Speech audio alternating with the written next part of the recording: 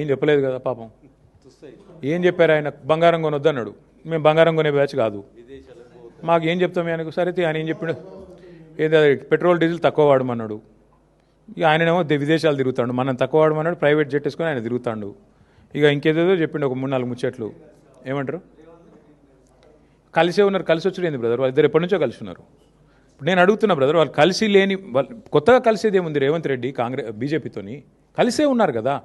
RR tax అని ప్రధానమంత్రి గారు ఏప్రిల్ 2024లో ఇక్కడ బహిరంగ సభ పెట్టి చెప్పారు. ఆర్ఆర్ ట్యాక్స్ వసూలు అవుతుంది అన్నారు.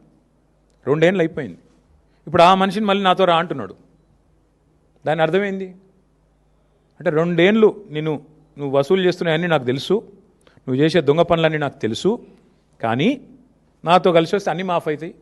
వాషింగ్ మెషిన్, వాషింగ్ పౌడరా ఇది అంటారు చూడు, వాషింగ్ పౌడర్ నిర్మాణం ఏదో వాషింగ్ మెషిన్, అట్లా నేను చూసుకుంటా బిడ్డ, నువ్వు రా అని అడిగాడు. కొత్తగా వచ్చేదేముంది? చూడరాదు, ఎన్ని ఎగ్జాంపుల్స్ ఉన్నాయి, 100 ఉన్నాయి.